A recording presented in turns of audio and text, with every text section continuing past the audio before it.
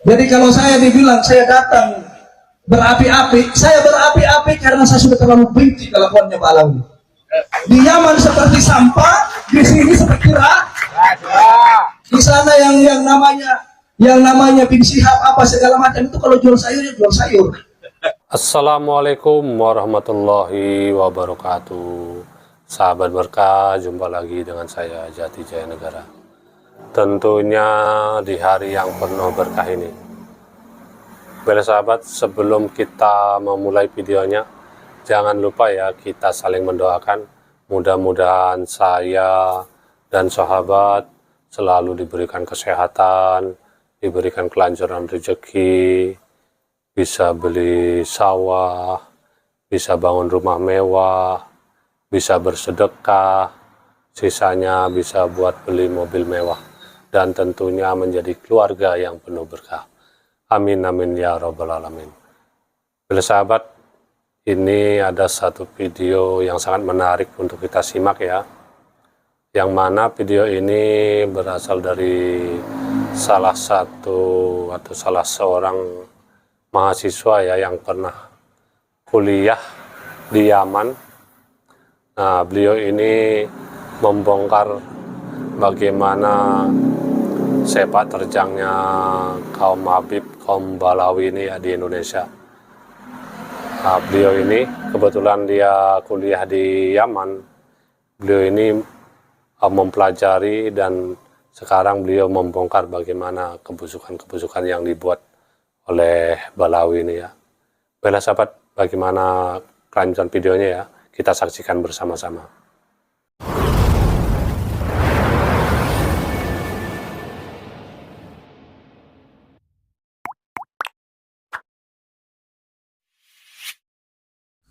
Saya keliling di Yaman mencari tahu tentang Mbak Alawi. Ditarim saya mundur mandir itu tidak pernah ada transfer dari Indonesia. Saya pakai uang orang tua saya sendiri.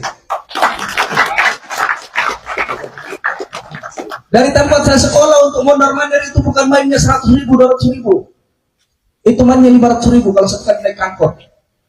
Karena di sana mainnya rial. Jadi seperti itu. Kalau Kori kan tiap hari debat untuk beli beras 3 kilo, itu saja beli beras 3 kilo masih ribut sama istrinya. Mana bisa bedakan saya dengan Kori? Saya pakai HP bagus Pak, harganya saja 20 juta. Saya harus sombong sama Kori. Jadi kalau saya dibilang saya datang berapi-api, saya berapi-api karena saya sudah terlalu benci kelakuannya Pak Alawi. Di Yaman seperti sampah, di sini seperti di sana yang namanya bin Syihab apa segala macam itu kalau jual sayur ya jual sayur. Yang gila tetap dikatakan gila. Kalau di sini yang gilanya dibilang majnun, yang warasnya dibilang nggak bisa gitu dong. Saya temu dengan orang-orang keturunan mereka yang jual sayur, jual gorengan, biasa saja. Kalau teman-teman tidak percaya, beli tiket, beli bisa berangkat ke Yaman. Jadi kalau teman-teman, oh Mas Yusuf sekarang berapi-api, nanti khawatirnya dikasih uang, terus pindah. Saya sudah didatangi oleh Balawi. Bukan didatangi di Indonesia, didatangi di Yaman Pak. Kamu mau apa sekarang Mas Yusuf? Tinggal bicara saja, ada salam dari Jakarta. Saya bilang saya nggak mau. Pertanyaan tadi, ada lagi pertanyaan lagi? Silakan. Satu pertanyaan lagi, silakan. Assalamualaikum warahmatullahi wabarakatuh. Waalaikumsalam. Langsung singkat saja, saya perwakilan dari teman-teman Pekalongan, gudangnya Pak Alawi. Pertanyaannya gini, seberapa tidak dihargainya Pak Alawi di Yaman dan seberapa dihargainya Pak Alawi di Indonesia, dan kenapa alasannya seperti itu? Singkat, padat, supaya masyarakat tahu, karena masuk ke PBL official. Oke, silakan. Di Yaman itu memang pernah ada yang namanya dawir. Tapi di tahun 2000, di tahun 1990 sampai ke atas dan seterusnya sampai tahun 2000 itu pernah ada dawir, pernah ada pembodohan yang dilakukan seperti yang ada di Indonesia. Dan saya punya videonya, kalau mau nonton saya kasih tonton di sini. Saya wawancari orang-orang Badui, didatangin di atas gunung, mintain kambingnya, gak usah sholat nggak apa-apa, yang penting kalian muliakan durian Nabi. Setelah Ali Abdullah Soleh mengambil Yaman itu dijadikan satu selatan dan utara, maka runtuhlah mereka punya kekuatan. Jadi kalau bertanya, Ba'alawi di Yaman kok bisa tidak terkenal? Memang tidak terkenal. Di sana itu tidak ada yang namanya Robi Alawiyah atau Alawiyah, nggak ada.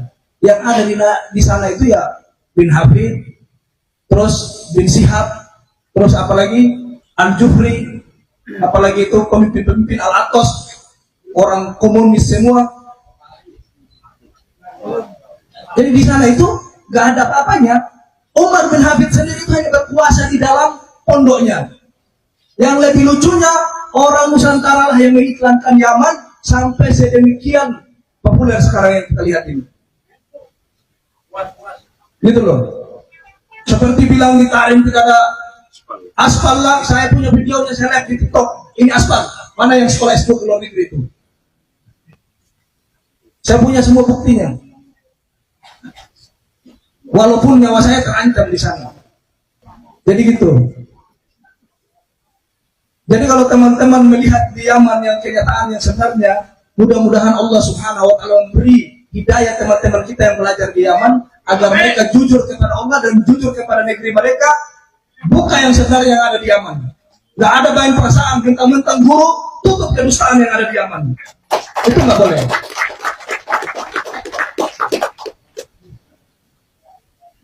Jadi hanya di Indonesia teman-teman yang adanya perbudakan, yang adanya pembodohan, yang adanya main leluhur. Di Yaman tidak ada main leluhur. Berdiri sama tinggi, duduk sama rendah. Itu prinsip di Yaman. Hanya di Indonesia yang ada kastanya yang paling tinggi, yaitu Ba'alawi. Hanya di Indonesia yang membesar-besarkan leluhurnya yang memiliki karomah, yang dimana karomah yang leluhurnya dimiliki adalah karomah perbudakan.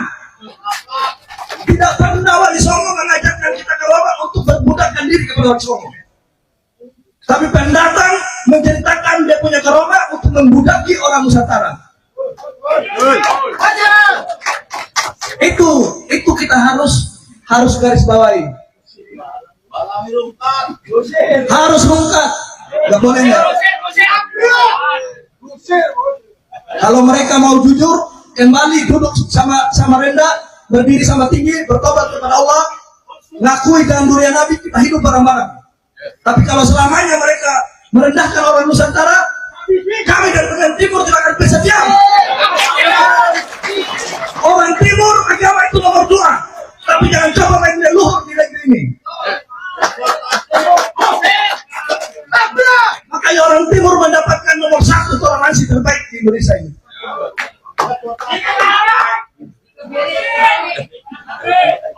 Coba datang ke timur, kamu bawa leluhurmu. Kalau kamu memang jantan, kalau kamu punya nyali, datang ke timur. Saya punya leluhur tinggi, sembah leluhur saya. Kalau lehermu tidak hilang kemana-mana.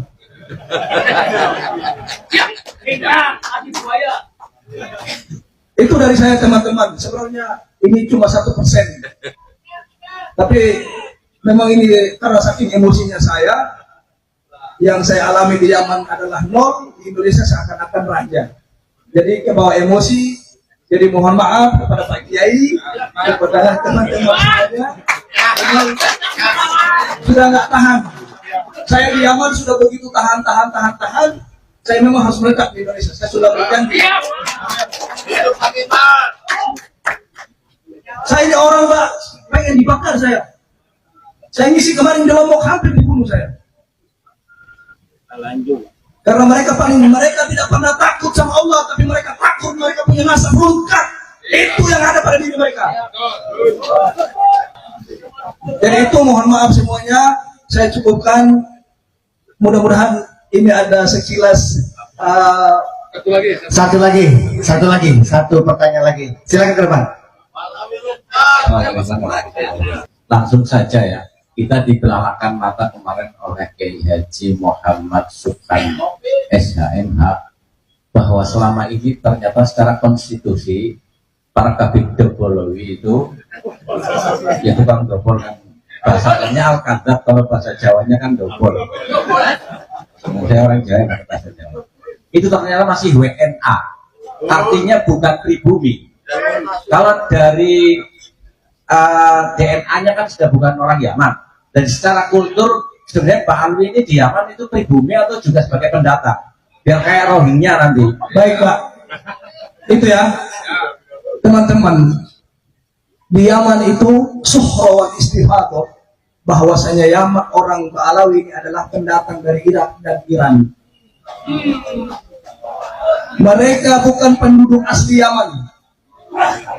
Mereka juga imigran yang datang ke Hadramaut. Mereka itu datang di pada dua tempat, di Hadramaut dan di Sokdan, di Shimal dan di Hadramaut, di Janub. Kalau tidak percaya dengan omongan saya, tanyakan langsung ke Al-Irsad. Orang Al-Irsad itu adalah orang watonnya Yaman.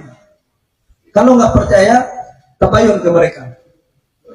Jadi kalau Ba'alawi, apakah Ba'alawi itu keturunan Yaman asli? Tidak.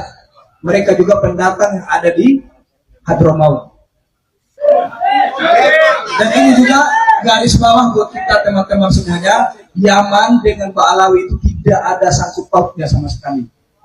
Saking perhatiannya Yaman terhadap Ba'alawi, mereka bikin tawaf di kuburannya Nabi Hud. Orang Yaman mengingkari itu sampai kirim surat ke Umar bin Habib. Apa ini bikin tandingan tawaf di Tarim? Sampai sekarang tawaf itu alhamdulillah sudah tidak dilakukan lagi. Menunjukkan perbuatannya Ba'alawi, orang Yaman sendiri tidak setuju.